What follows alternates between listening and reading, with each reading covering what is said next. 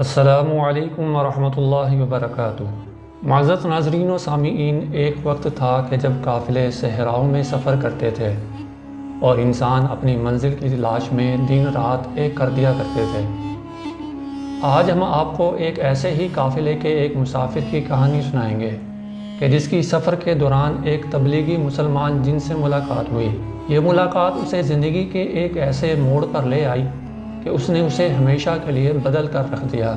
یہ ایک ایسی کہانی ہے کہ جس نے حضرت عمر بن خطاب رضی اللہ تعالیٰ عنہ جیسے جلیل القدر صحابی کو بھی حیران کر دیا، اور یقیناً اس واقعہ کو سن کر آپ بھی ضرور حیران ہو جائیں گے۔ تو آئیے مکمل واقعہ سماعت فرمائیں۔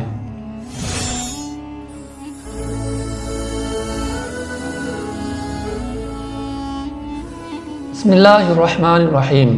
معزز ناظرین و سامعین، یہ واقعہ مستدرک حاکم کی صحیح حدیث کے اندر آتا ہے، جس کا آسان لفظوں میں مفہوم اور کچھ مزید تفصیلات ہم آپ کے ساتھ شیئر کرنے کا اعزاز حاصل کر رہے ہیں۔ ایک دفعہ کا ذکر ہے کہ حضرت عمر بن خطاب رضی اللہ تعالیٰ عنہ نے حضرت عبداللہ بن عباس رضی اللہ تعالیٰ عنہما سے فرمایا کہ آپ مجھے کوئی ایسی حدیث سنائیں کہ جو مجھے حیران کر دے۔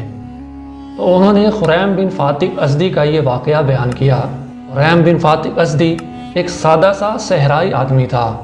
وہ اپنی قوم کے بتوں کی پوجا کیا کرتا تھا اور دنیاوی کاموں میں مشغول رہتا تھا۔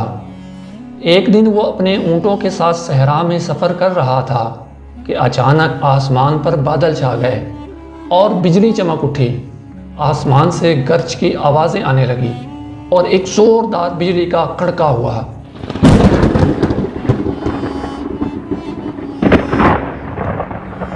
خریم ازدی ڈر کے مارے پناہ مانگنے لگا اور کہنے لگا کہ میں اس عظیم وادی کی پناہ مانگتا ہوں۔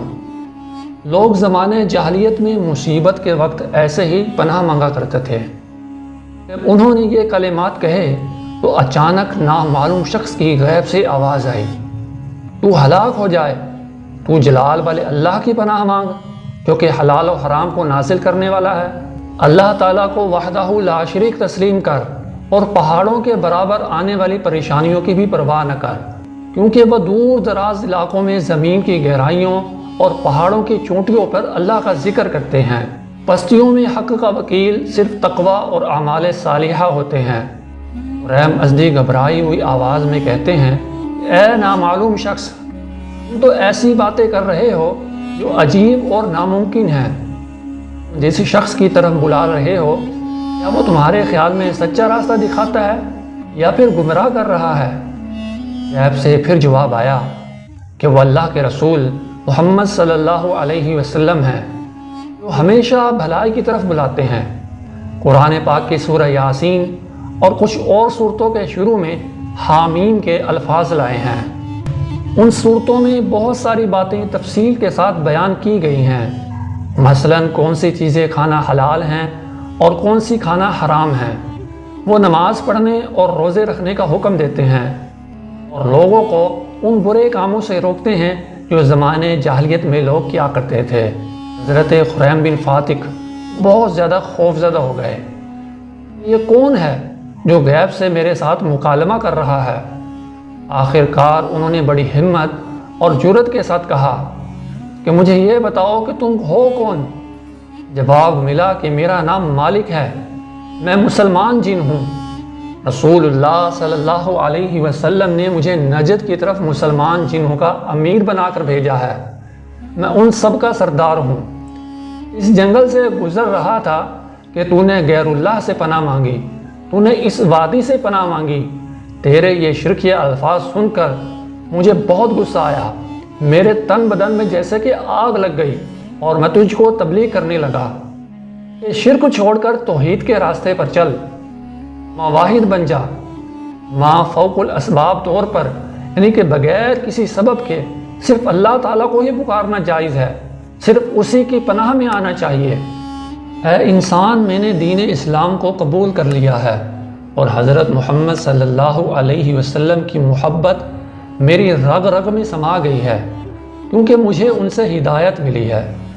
معزز سامعین، اس مسلمان جن کی تبلیغ دین سن کر خریم بن فاتح ازدی کے دل میں رسول اللہ صلی اللہ علیہ وسلم سے ملنے کی خواہش پیدا ہو گئی، تو انہوں نے کہا کہ اگر اس وقت کوئی میرے اونٹوں کی حفاظت کرنے والا ہوتا تو میں یہاں سے سیدھا مدینہ منورہ پہنچ کر داعی اسلام حضرت محمد رسول اللہ صلی اللہ علیہ وسلم کی زیارت کا شرف حاصل کرتا اور مسلمان ہو جاتا۔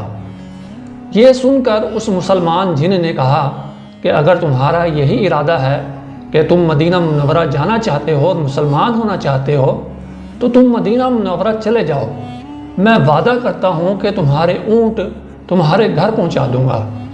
خریم بن فاتح کی یہ بات سن کر مارے خوشی کے پھولے نہ سمائے، وہ باغ ہو گئے اور ایک اونٹ پر سوار ہو کر مدینہ منورہ کی طرف روانہ ہو گئے۔ خریم ازدی فرماتے ہیں کہ میں جمعہ کے دن وہاں پہنچا، اس وقت لوگ نماز جمعہ ادا کر رہے تھے۔ میں نے سوچا کہ یہ لوگ نماز پوری کر لیں، میں بعد میں اندر چلا جاؤں گا۔ میں اپنا اونٹ بٹھانے کے لیے چلا گیا۔ اسی دوران حضرت ابو ذر رضی اللہ تعالیٰ عنہ باہر تشریف لائے اور مجھے کہا کہ رسول اللہ صلی اللہ علیہ وسلم آپ سے فرما رہے ہیں کہ آپ اندر آ جائیں۔ میں اندر چلا گیا اور سرور کائنات صلی اللہ علیہ وسلم نے مجھے دیکھ کر فرمایا کہ بذریعہ وحی آپ صلی اللہ علیہ وسلم کو تمام حالات معلوم ہو چکے تھے۔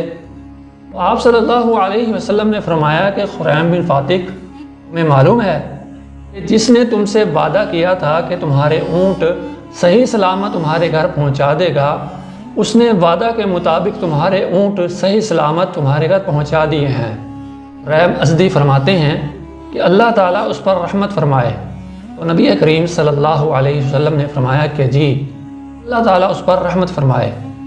حضرت خریم ازدی نے اسی لمحے کلمہ شریف پڑھا، اشہد ان لا الہ الا اللہ و اشہد ان محمد رسول اللہ، اور بہت احسن انداز میں اسلام لے آئے۔ حضرت خریم بن فاتح ازدی رضی اللہ تعالی عنہ۔ معزز ناظرین و سامعین، حضرت خریم بن فاتح ازدی رضی اللہ تعالی عنہ کے اس واقعے سے ہمیں سیکھنے کو اسباق بھی ملتے ہیں۔ واقعہ سن لینے سے مقصد حاصل نہیں ہوتا جب تک کہ اس کے اسباق پر غور نہ کی جائے، تو اس لیے یہ 3-4 اسباق میں آپ کے سامنے پیش کر رہا ہوں، اس کو ضرور سنیے۔ اس واقعے سے ملنے والا پہلا سبق یہ ہے کہ اللہ تعالی ہمیشہ اپنے بندوں کی مدد فرماتے ہیں۔ دوسرا سبق، اگر ہم اللہ تعالیٰ کی طرف رجوع کر لیں تو وہ ہمیں ہدایت کا راستہ بھی ضرور دکھا دیں گے اور گمراہی سے ہمیں بچا لیں گے، بشرط یہ کہ ہم فرقہ بندیوں سے نکل کر خالص قرآن و حدیث پر عمل کرنے کا پختہ عزم کر لیں۔ اس واقعہ سے ہمیں تیسرا سبق یہ ملتا ہے کہ ما فوق الاسباب، یعنی کہ بغیر کسی سبب کے پکار کے لائق صرف اور صرف اللہ تعالیٰ کی ذات ہے۔ اللہ تعالیٰ کے علاوہ بغیر کسی سبب کے دوسروں کو پکارنا وہ اللہ کی ذات میں شرک ہے۔ ہمیں ہر مصیبت اور تنگی میں صرف اور صرف خالص ہو کر اللہ تعالیٰ سے ہی مدد طلب کرنی چاہیے۔ تو آئیے ہم سب اللہ تعالیٰ کی عبادت اور اس کے رسول محمد صلی اللہ علیہ وسلم پر اپنے ایمان کو پختہ کریں اور عملی میدان میں اتریں اور اپنے عقائد کو درست کریں۔ اللہ پاک ہم سب کو عمل صالح کرنے کی توفیق عطا فرمائے، آمین ثم آمین۔ عزیز ناظرین، ہم امید کرتے ہیں کہ آج کا یہ واقعہ آپ کو بہت پسند آیا ہے۔ اگر آپ کا جواب ہاں میں ہے تو ویڈیو کو لائک اور صدقہ جاریہ سمجھ کر شیئر کر دیں۔ ہو سکتا ہے کہ آپ کے ایک شیئر سے کسی کی اصلاح ہو جائے اور آپ کی نجات کا ذریعہ بن جائے۔ اگر آپ کا کوئی سوال ہے یا آپ اپنی پسند کے کسی ٹاپک پر ویڈیو دیکھنا چاہتے ہیں یا آپ کے پاس ہمارے لیے کوئی مفید مشورہ ہے تو براہ کرم کمنٹ سیکشن میں ضرور درج کریں۔ آپ کی محبتوں کا بہت شکریہ۔ ملیں گے اگلی ویڈیو میں، تب تک کے لیے اجازت دیجیے۔ اللہ حافظ۔ السلام علیکم ورحمۃ اللہ وبرکاتہ۔